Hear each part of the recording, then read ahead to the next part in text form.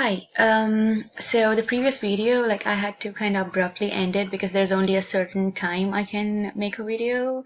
It's like kind of 15 minutes. Okay, so what I was saying was just do everything I told you guys to do in the last video and email the document which has the graph with slopes on them so that I can check and enter the values in this new document. I'm going to do it. So I'm going to, as soon as you send your email with the graph and the slopes, I'm going to check and enter the values here in this sheet. And once I have information from all the teams, I'm going to fill this up and I'm going to send this Excel sheet again. So the deadline for you guys to send me whatever you're supposed to, like the slopes and all, is Friday 5 p.m. So as I told you, it should not take you more than 15 minutes to do that. I actually want to say that, it'll be great if you can send the, like, email the file to me tomorrow by 5 p.m. or, by the end of the day tomorrow. But just in case you're busy and all, it's fine. I can wait until Friday 5 p.m. So as soon as I get the data, I'm going to check and I'm going to fill this sheet and I'm going to just email it to you. So one request for you guys is when you actually email me this thing with the graph and everything, with the slopes. So as I already mentioned, I do not need a individual submission. I just need one submission per group. So one person from a group, like I expect you guys to work together, like meet out somewhere. I don't know how you're going to do it, or over the phone or over Skype. So work together so that every one of you knows how to like do this. Everybody participates, and one person in a group should take the responsibility of emailing me this sheet with the slope to me. So when you email me, make sure you write your section number with 035 or 037 and your team name. So the subject should have both the section number and team name, and then email it to me, the attachment. Okay, great. So now let me quickly talk about the part of the presentations which we couldn't cover today properly because of not having a lot of time. So lab reports. So you have to follow this primary research article format. Make sure you have a title section, intro, methods, results, and everything. So to the extent I've graded, I saw that like 20% of you are not putting the titles of the sections. You have to put the title and also bold them, okay? That's the first thing. And title section should look something like that. I expect a better title than this. I want to discuss this in the lab class, but for the sake of time, we couldn't do it. So title can be something like that. So this, you tested 3 different sugars, but I guess this person tested different concentration of the sugar. So please don't copy the same title. You have to come up with a title which is descriptive and includes an independent variable and maybe some results. So the maximum length of the title can be like 1.5 to 2 sentences. Make sure you write your name, date, class timings, my name, like TA name, and your lab partner's name. And no short forms for lab partner names. Make sure you write their complete names, okay? For introduction, yeah, I actually wanted to tell you guys to discuss what all is contained, but since I cannot do that now, I'm just going to go ahead and talk what all should be included.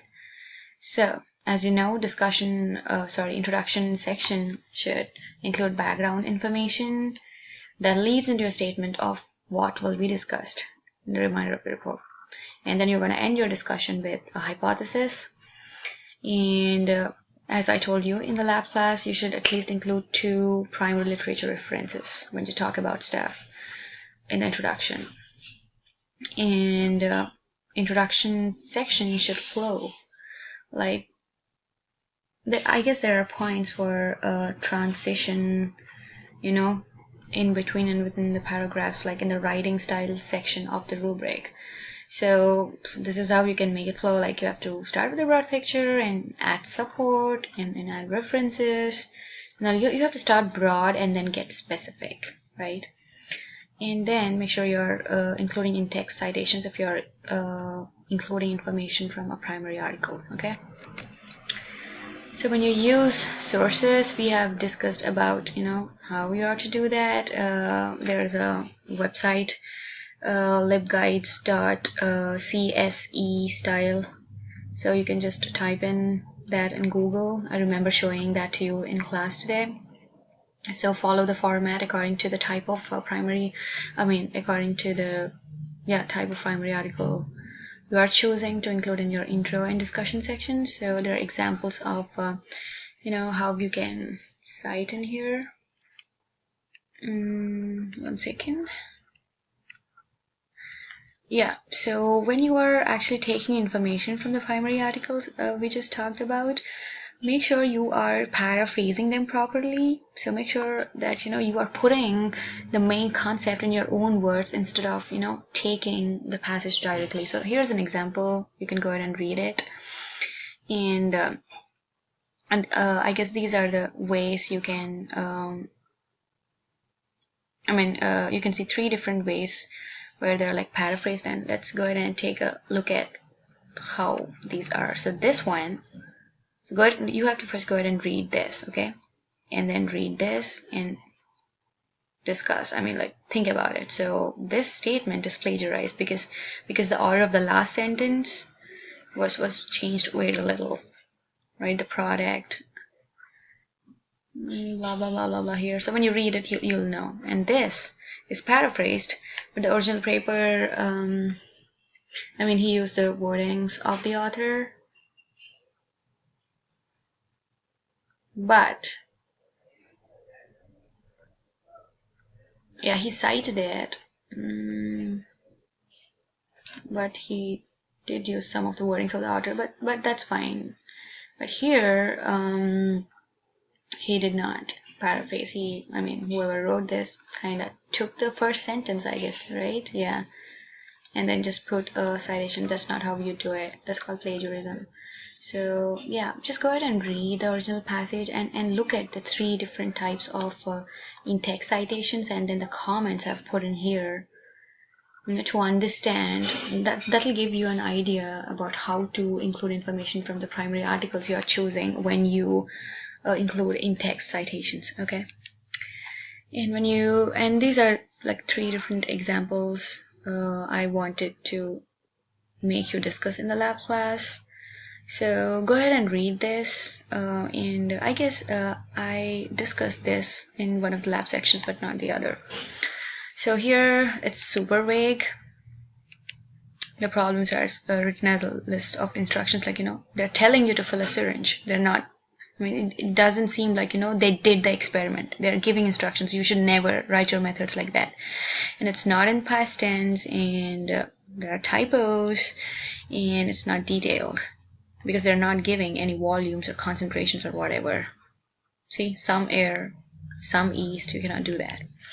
And the problems with this is it's written in passive voice. I want you guys to write in active voice past tense, okay?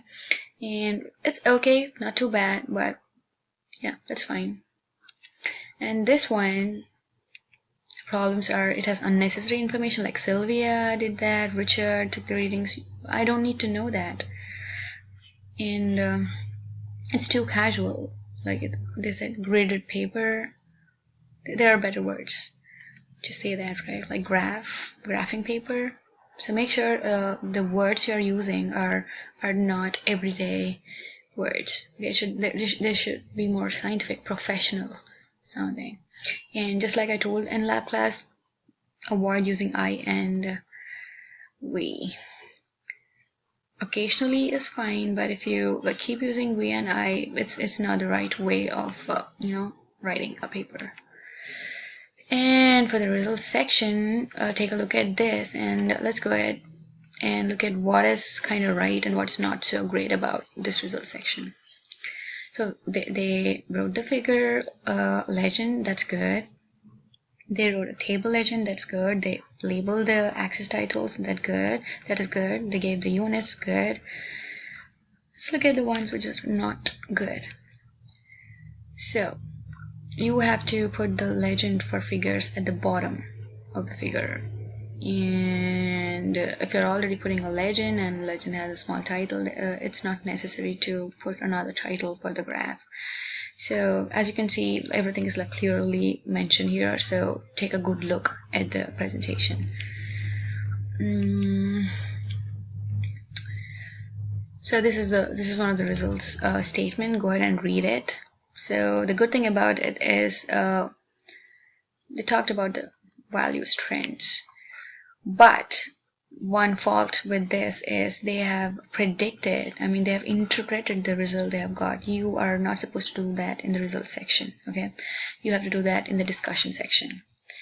And coming to discussion section, go ahead and read this. This section should contain that and why references are important. Just go ahead and read it. We have all the notes you need.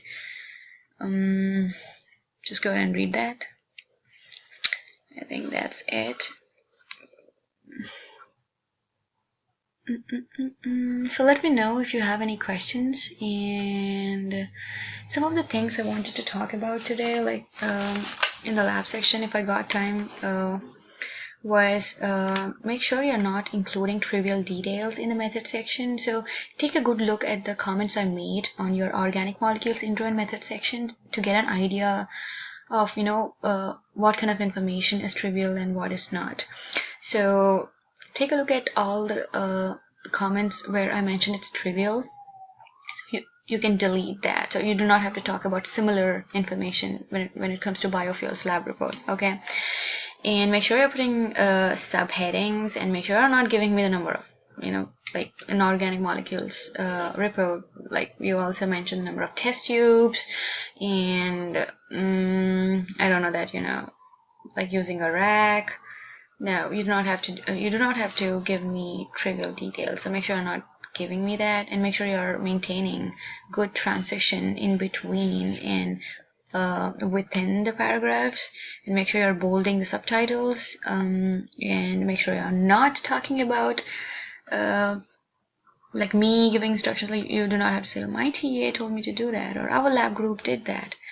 Avoid doing that. And when you start writing a results section, give a brief intro about the experiment a little bit before you start presenting your actual results with figures and data, okay? And the last thing I want to mention is please take a good look at the rubric, okay? And make sure you're addressing everything. I have the rubric in front of me right now, and it is so well detailed along with the points, and it gives you hints about what all you should be talking about. So you have everything you need. So you just have to include information. Make sure you're putting two primary articles. You're citing two primary articles in intro and two to three primary articles in the discussion section. And like I said before, you can send me a draft at least a day before so that I can take a look at it and get back to you with my feedback so that you can improve it and score better. So this report carries 50 points, I guess. So you're gonna get good feedback on that, and then I guess there's gonna be a peer review on this paper in the lab class, and then the final lab report will worth 100 points. So yeah. So do a good job. I hope this video helped you. Like, since I've already put all the information on the slides, I did not explain a lot because I didn't want to bore you. So let me know. You can stop by during my office hours if you have more questions. We can sit and discuss this together, or you can email me. So yeah, you have all the help you will need. I'm always here to help you. So all the best, and make sure you send me the details, the graph and slopes by Friday 5 p.m. Bye bye.